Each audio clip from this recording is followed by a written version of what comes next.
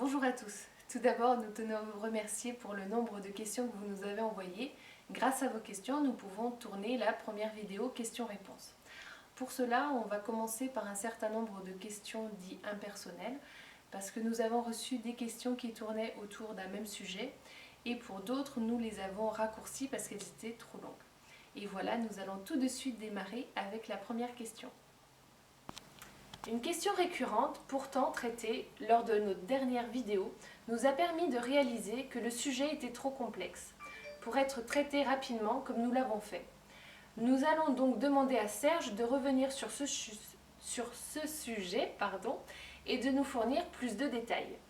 Pour cela, donc cette première question, pourquoi venir sur Terre s'il est possible d'évoluer autrement ? Alors oui, en effet, on dirait que certains n'ont pas bien compris la première vidéo. Alors on pourrait se demander en effet pourquoi revenir sur Terre alors qu'on peut évoluer de l'autre côté, mais il ne faut pas oublier que pour évoluer de l'autre côté, encore faut-il qu'il y ait quelque chose qui puisse évoluer de l'autre côté. Or, on ne vient pas sur Terre pour évoluer plus ou moins bien, on vient sur Terre pour exister. Il faut bien le comprendre, on vient sur Terre pour exister. Le soi envoie une extension de lui-même, et cette extension de lui-même va devenir petit à petit, on va dire avec les expériences qu'elle va vivre, avec le fait qu'on va s'adresser à ce corps et à cette entité qui est dedans, cette personnalité va se créer une individualité, une identité terrestre, identité qu'elle n'avait pas au préalable. Le soi envoie uniquement une extension, donc ce qui rentre dans le corps au départ, ce n'est pas quelqu'un, c'est juste un état d'esprit, un mélange d'idées, de concepts, de souvenirs du soi, même on pourrait dire. Donc ce qui rentre va servir de support, d'engrais pour créer la personnalité, mais cette personnalité n'existe pas. Alors, comme elle n'existe pas, on ne peut pas dire que cette personnalité-là peut évoluer de l'autre côté. Donc il faut d'abord qu'il y ait création d'une identité terrestre, et à la mort de cette identité terrestre, cette même identité pourra continuer de l'autre côté. On pourrait dire que si l'enfant ne naît pas, il n'y a pas de naissance, et s'il n'y a pas de naissance, il n'y a pas de vie, et il ne peut pas y avoir de durée par la suite. Donc l'incarnation sert à créer une nouvelle identité. Pour les bébés qui meurent peu de temps après la naissance, quelle personnalité ont-ils après la mort ? Reste-t-il bébé indéfiniment ? Eh bien non, il ne reste pas bébé indéfiniment. De notre point de vue, ça peut être triste, dommage, tout ce qu'on veut, mais bon, un bébé c'est quoi? C'est personne, c'est rien. C'est un petit bout de chair qui remue, c'est même pas un petit animal, c'est la conscience de la maman qui est transmise dans ce petit bout de chair qui est animé, et ce petit bout de chair qui est animé n'a pas eu le temps de prendre conscience de lui-même. Donc ce n'est pas une personnalité. Donc si ce n'est pas une personnalité, il ne peut pas perdurer une fois de l'autre côté. Alors on va dire que c'est dommage, mais bon, ce bébé ne pourra pas survivre parce qu'il n'y a rien qui puisse survivre. Et donc ce qui a été placé dans ce bébé, c'est-à-dire la conscience, la force vitale, l'âme, qui a été placée dans ce corps physique de bébé, va être restitué au soi, il va la récupérer, et peut-être il va à nouveau la réinvestir dans une autre vie. Puisque le soi crée des personnalités, est-ce que ça veut dire que ces personnalités resteront éternellement dans l'astral ? Eh bien, non. Déjà, l'astral, c'est un plan bien particulier. Une personnalité qui quitte son corps, une fois qu'elle s'est créée donc une identité terrestre, va continuer sa progression, ne va pas rester spécialement dans l'astral. Elle peut aller sur les plans mentaux, etc. Elle peut aller très loin, donc son évolution continuera. L'essentiel, c'est qu'elle se soit créée donc une conscience vivante. Et à ce moment-là, elle pourra évoluer, elle pourra monter, je dirais, sur les plans mentaux tout d'abord, et par la suite évoluer à sa vitesse. Mais avant tout, ce qui est vraiment important, et je tiens à le souligner de nouveau, l'incarnation sert à créer une identité terrestre. Cette identité terrestre va avoir une vie, va avoir une histoire, va avoir une personnalité, et c'est cette personnalité qui par la suite va évoluer. Donc il n'est pas vraiment obligatoire d'avoir une grosse évolution quand on est sur Terre, mais disons que c'est pas plus mal, parce qu'une fois de l'autre côté, au lieu de commencer l'aventure dans les plans moyens de l'astral, on les commence dans les plans moyens du plan mental, si ce n'est plus haut. Donc c'est très intéressant de pouvoir évoluer sur Terre avant de partir de l'autre côté. Est-ce qu'il existe une fusion finale entre les diverses personnalités et le soi ? Et si oui, à quel moment a lieu cette fusion totale ? Alors déjà, on ne peut pas parler de fusion totale, hein. Je ne sais pas qui a mis ça dans l'idée des gens. C'est vrai qu'il existe des traditions où on parle de fusion, de réintégration. Je ne vois pas pourquoi le divin s'emmerderait à créer des personnalités, des individualités, pour après les refondre. Ça serait assez grotesque, pour ne pas dire vicieux. Non, l'identité reste l'identité, chaque personne reste individuelle. Par contre, ce qui est non pas fondu, mais qui est regroupé, ben, ce sont les connaissances, c'est l'expérience, c'est toutes ces choses-là. Donc on peut dire que dans une famille, quand on est dans un repas de famille, on est réunis en tant qu'individualité, mais c'est vrai qu'il y a l'entité famille, il y a toute cette historique de la famille, c'est ça que nous groupons. C'est pour ça que nous parlons des collectifs. Les anges, les archanges, ce qu'on appelle les grands maîtres ou les Christ, ce ne sont plus vraiment des individualités, ils se sont groupés avec d'autres entités. Chacune de ces entités conserve sa personnalité, si on peut dire, elle conserve son individualité, mais elle est tellement branchée groupe que finalement elle s'oublie un petit peu, on va dire, dans le groupe, mais elle conserve la pleine conscience de qui elle est, ce qu'elle partage, et c'est qu'elle fusionne avec les autres, ben c'est sa connaissance, c'est sa réalisation et ses pouvoirs. Et justement, cette idée de fusionner avec le soi, généralement c'est une idée qui fait peur pour les gens. Est-ce qu'elle vient de l'ego? Alors, on pourrait se demander si la peur vient de l'ego au niveau de la fusion. Moi, je dirais que c'est plutôt l'idée qui vient de l'ego. Je m'explique. Pourquoi y aurait-il une fusion entre la personnalité et le soi?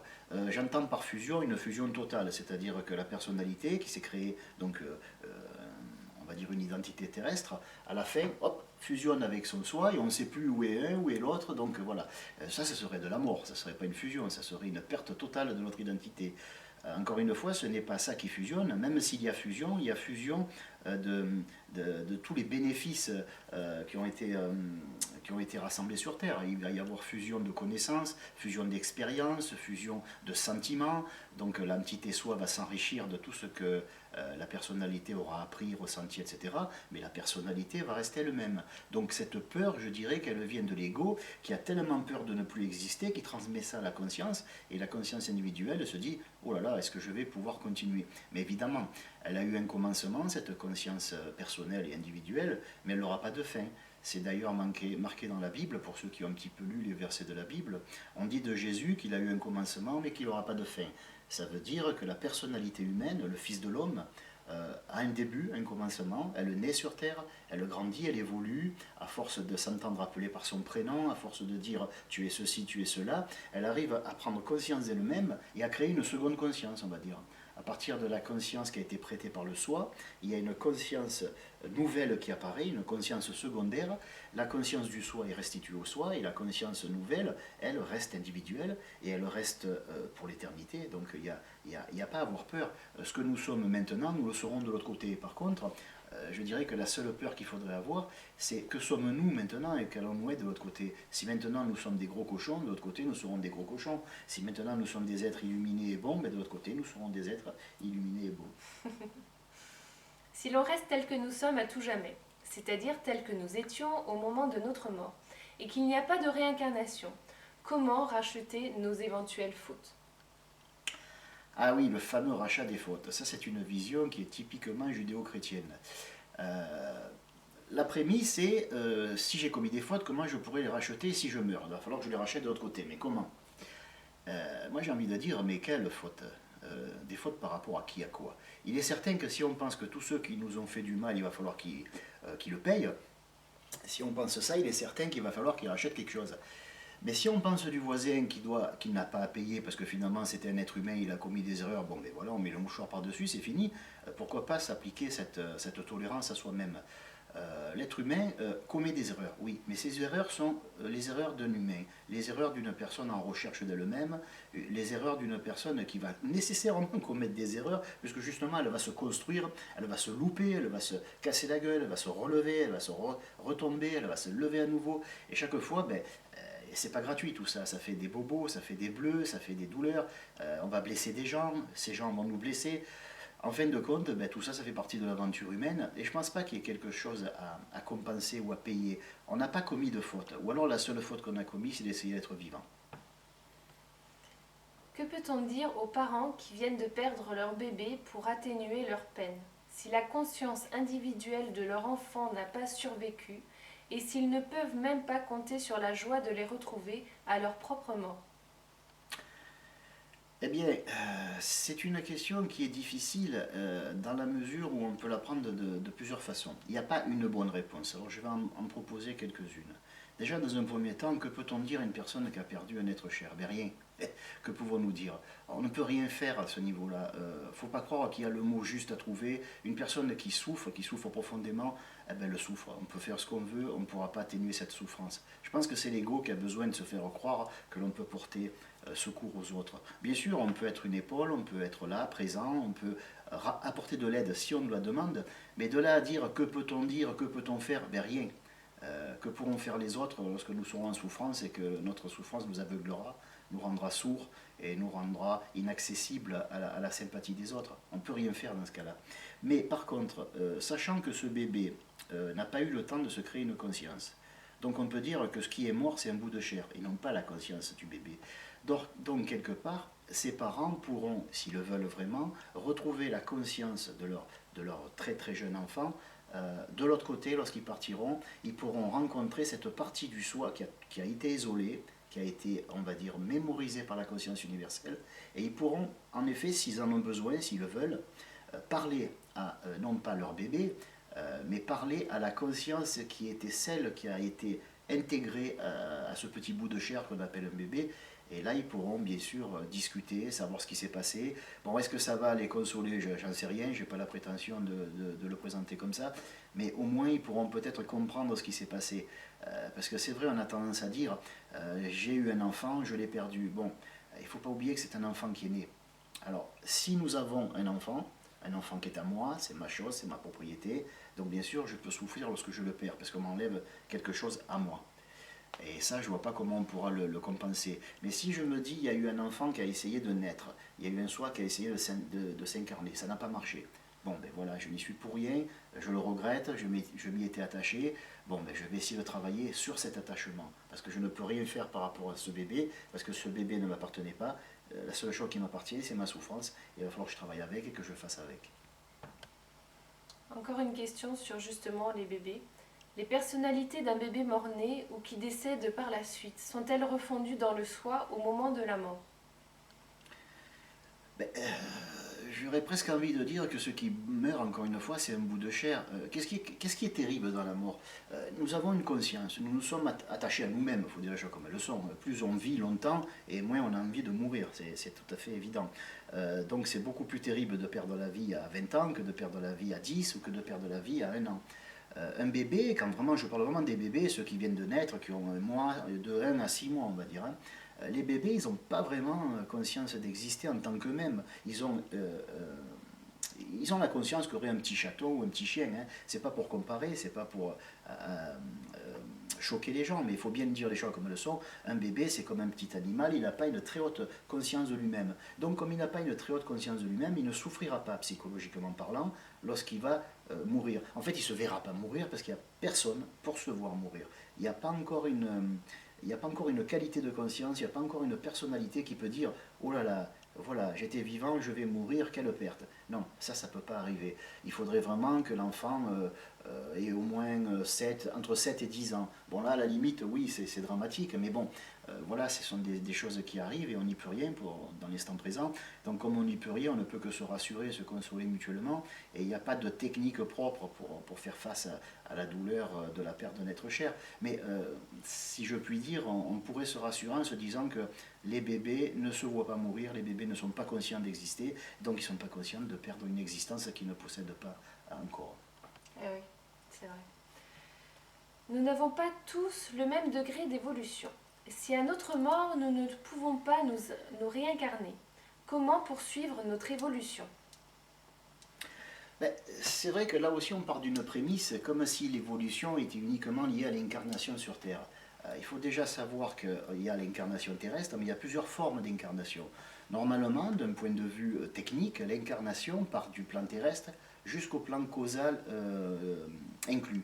C'est-à-dire qu'on s'incarne dans le plan mental supérieur, on s'incarne dans le plan mental, on s'incarne dans le plan astral supérieur, on s'incarne dans le plan éthérique, voilà. Et bien sûr, on s'incarne sur le plan physique, dans un corps physique. Mais le plan incarnatoire global va du plan physique au plan causal inclus. Ce n'est qu'à partir du plan bouddhique que l'on sort de l'incarnation et qu'on n'a pas spécialement besoin d'un corps. On peut en avoir un si on veut, mais on n'est pas obligé d'en avoir un. Donc une personne qui décède, bon bien sûr si elle décède à 20 ans, qu'elle n'a pas eu le temps de vivre ni de connaître les choses de la vie, c'est vrai que c'est un petit peu dommage, mais bon, c'est pas grave, à partir du moment où elle s'est créée une identité terrestre, et c'est là le but ultime de l'incarnation, le but principal je dirais, à partir du moment où elle s'est créée une identité, cette identité pourra continuer à évoluer de l'autre côté. Sur Terre c'est vrai qu'on peut évoluer beaucoup plus vite que de l'autre côté, pourquoi ? Parce que sur Terre, nous n'avons pas de pouvoir. Le pouvoir divin nous est retiré. Donc quand nous avons une volonté, nous ne sommes pas sûrs d'arriver à obtenir ce que nous voulons. Quand nous avons des désirs, nous ne sommes pas certains de pouvoir les exaucer. Il y a toujours une force de résistance qui s'oppose à nous, qui s'oppose à notre volonté, à nos désirs, et donc à l'acquisition de ce que nous souhaitons obtenir. Du coup, ben, c'est un petit peu comme les culturistes qui se font gonfler les muscles. On va prendre une haltère, on soulève l'haltère, et c'est parce que l'haltère résiste, parce qu'elle pèse, que justement nous pouvons nous muscler. Si l'haltère pesait 1 gramme, ben, il n'y aurait pas de résistance à l'effort, et donc il n'y aurait pas de musculature. De la même façon, l'âme sur Terre, l'âme personnalité sur Terre, peut se muscler. C'est-à-dire qu'en 10 ans sur Terre, elle peut obtenir une connaissance qu'elle n'aura peut-être pas en 100 ans de l'autre côté. Mais comme de l'autre côté, elle est immortelle et qu'elle peut rester l'éternité durant, ben, ce qu'elle n'aura pas obtenu en 80 ans sur Terre, elle pourra l'obtenir en 8000 ans de l'autre côté. C'est pas un gros souci. Disons qu'une personne qui part après 40 ans, on peut dire qu'elle a bien rempli sa vie et qu'elle ben, n'a rien regretté. Parce que, bon, voilà, de toute façon, elle a une personnalité. Cette personnalité a rencontré des épreuves, elle a connu des souffrances, elle a connu des joies, elle a connu donc toutes ces antinomies, toutes ces polarités opposées. Et donc elle a déjà une palette très riche, et cette palette, elle pourra la développer de l'autre côté. Donc il faut se lever de l'idée que l'incarnation est le seul moyen d'évoluer.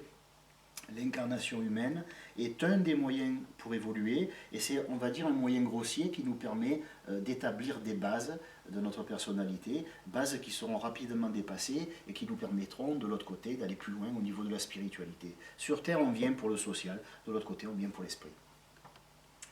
Merci Serge pour ces premières réponses.